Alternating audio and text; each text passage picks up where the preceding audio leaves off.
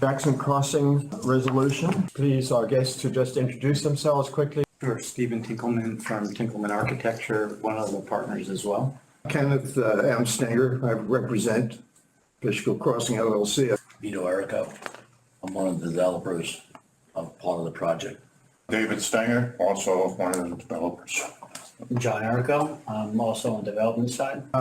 This has been quite a long process. What I'd like to do is listen to you have a presentation that you'd like to make? We do. Very good. We'll do that. Good morning. I'll try to keep this brief. So as I said, I represent Jackson Crossing. My brother is part of that group. I wanted to talk a little bit about the village and the town. Here's what's interesting. In the village wanted this project. They rezoned their property. They custom rezoned this property to allow this project to be built here. The mayor supported that effort, in fact, was the chairman of it and voted for the rezoning.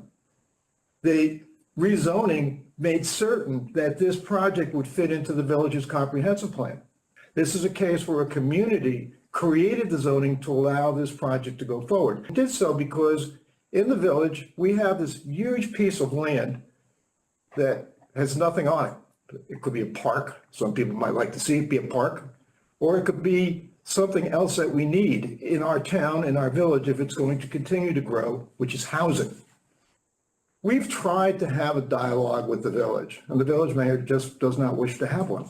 And that's unfortunate, because I cannot report to you any conversation that was had. 82% of the people who are going to come into this project and take these apartments do not live in Dutchess County. Some people would like to see that plot of land remain vacant forever. Let's make it a park.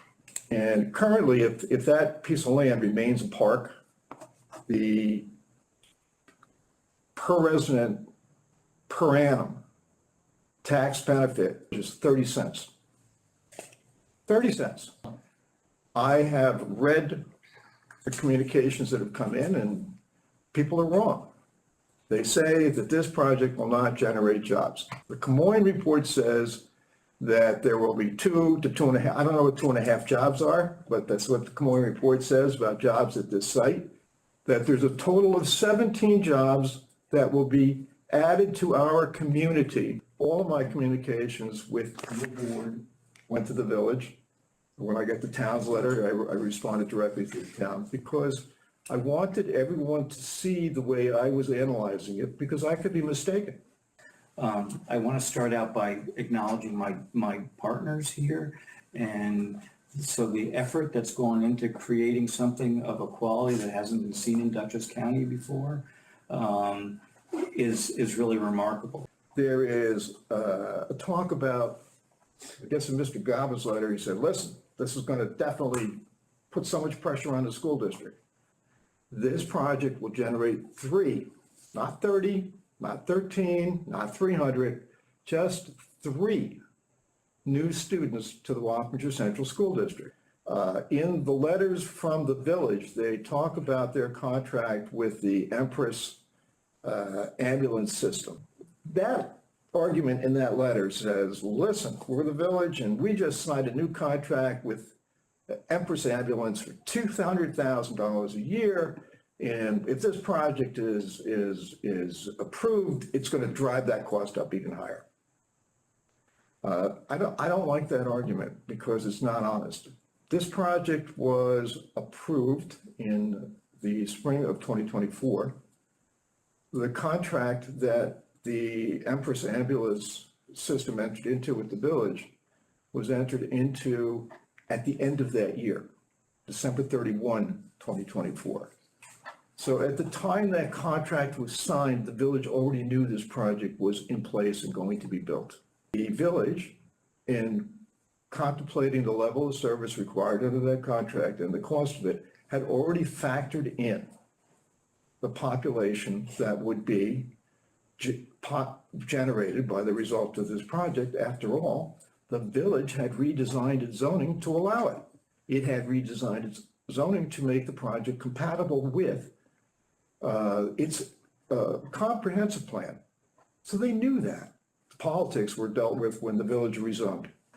Our process with the village was extensive, and it was the result of us carefully reading the comp plan and following it so that we asked for no variances. This is an extremely important intersection. It's an empty site right now. It's really the gateway into coming down Main Street. And the idea of having life there, you know, and an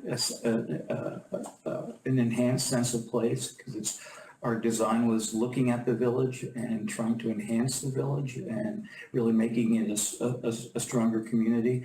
We originally had designed a project that had first floor commercial, and the world has changed in terms of local commercial stuff with no parking.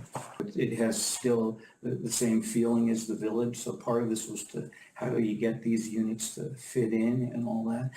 There's not a lot of change to the dynamic of that intersection. We were thoughtful in the way we laid out the site so it blends into the smaller houses that are behind the property. This has been a contentious project because we do not have a letter of acceptance from the village. But Don, that's not needed on these projects, correct? Because generally we like to be on the side of the municipality.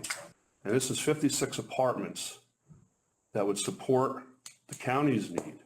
Though unfortunately there are no affordable units, which during the new comprehensive plan in the village of Fishkill did not require. And the retail, was it an issue, or you didn't have to do retail on the bottom floors, or how was that discussion with the village? It didn't come up. There was no discussion about the affordable stuff. This is a $90,000 a year income requirement. That's achievable. Village of Fishkill Planning Board Chairman had said, the planning board has determined that this multifamily project is consistent with the Village of Fishkill Comprehensive Plan and Village of Fishkill Zoning Code and will provide additional housing units, which are needed for the village. I guess, not including this project, but just, I'm relatively new on, but on the board a year. And I can't recall a project, and I did some historical research, but it's kind of hard to dive into, as you guys know, some of the agenda in your minutes. Can you give some historical knowledge for you guys who have been on the board? When is the last time you approved a pilot when you had such an outpouring of non-support from your municipality and, bordering towns and villages? Normally, almost every project we have ever had, we've had a letter of support. Well, that's right. Even when I just look at the one we just, the POU, obviously the superintendent of schools and the town supervisor, I've written letters of support where this is the exact opposite. So I know it's not the factor, but it is a factor I'm heavily considering. Right. Go ahead, I Mr. Stenger. just want to, I think what we have to look at is the nature and the quality of the objection. If it's just a small group of people in that village that would like to have a park rather than this complex, it's a factor for you to consider because that's not relevant to your analysis. Where is this failure of support coming from, given the fact that the village board, with the mayor leading the charge, designed its zoning code to allow this project to be built? One other thing, if I might, is the planning board. The planning board voted unanimously to approve the project. Yeah, that's on the record. The part I'm struggling with is the housing needs assessment for Dutchess County. It seems that we have a deficiency in housing in Dutchess County of middle income to lower income housing. This does not address that at all. The housing that this creates is more upper income housing. It's not targeted for Dutchess County residents. In fact, you're saying that most of the residents will come from out of the county. So I'm struggling with how this benefits how this affects the housing crisis we have. And another thing is that you say it creates jobs. With your own numbers, these jobs that it creates, the people that get these jobs can't afford to live in this kind of housing. So if we're creating jobs in Dutchess County at this level, we're only kind of setting ourselves back even further when it comes to housing for the people that get these jobs. What in excess of other developments does this bring to the table? It doesn't address our housing needs. It doesn't bring a more positive economic impact than another development.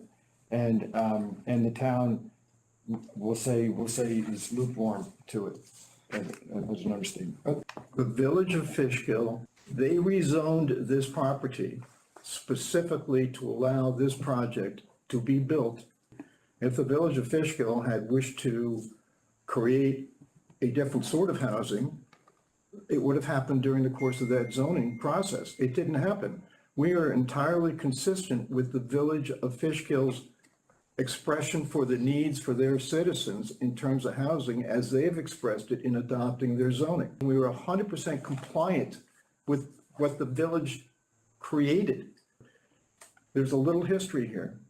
This project has been in the making for several years. Before an application was filed, the village changed its zoning code to accommodate this project at this location. And when that project went before the planning board, it was approved with the design that was consistent with the zoning. I would like to call for a vote.